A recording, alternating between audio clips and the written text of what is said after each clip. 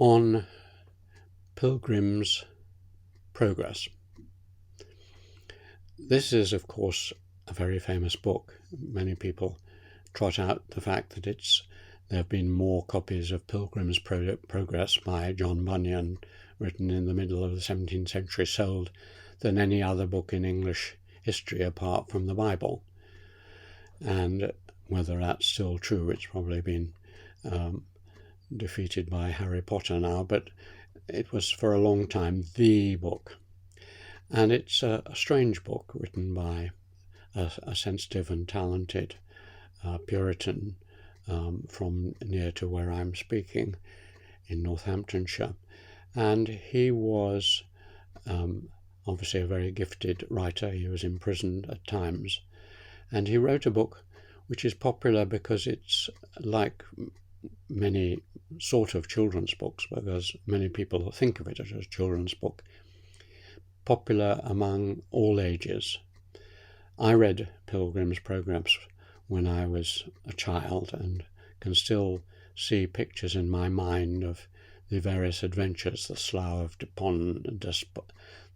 of Despond, and Pilgrim encountering various hazards on his way, and finally reaching the castle and city of eternal light. And so it was engraved in my early childhood. But I'm sure that if I read it now, I'd also find it intriguing and interesting. And it, in a way, appealed to all of us because it seemed to be describing much of our own life. Elsewhere, I've talked about our life as one of, similar to the game of snakes and ladders. You have something really good happens and you go up a ladder and then you collapse down a snake. And Pilgrim's Progress is the struggle filled with often both those things. It's that is the main feature of it. It is not exactly a battle. It's not exactly like King Arthur on one of his quests fighting various evil knights and wizards and so on. But it is a struggle. All the time you are going through difficulties and then overcoming them and moving on.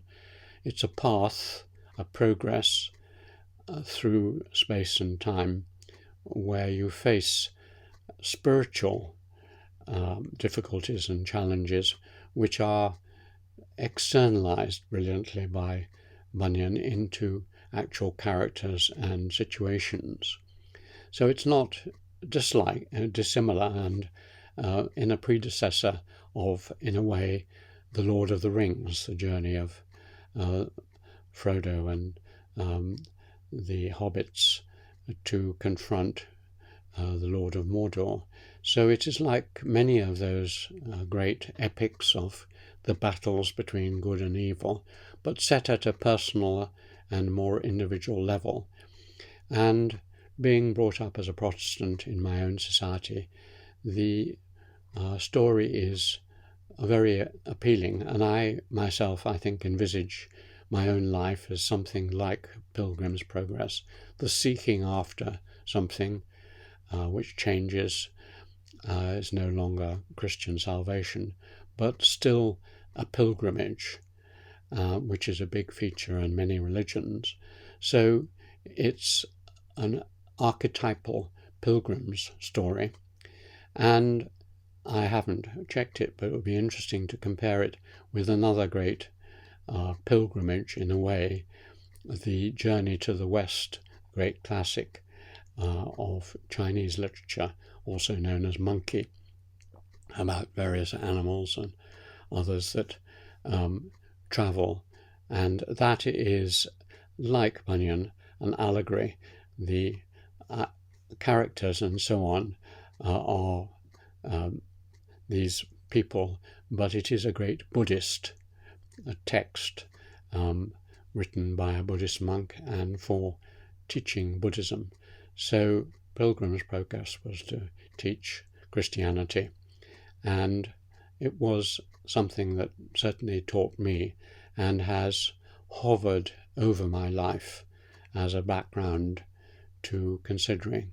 And so when I face new difficulties, I no doubt deep down think of myself as Pilgrim, grimly hanging on.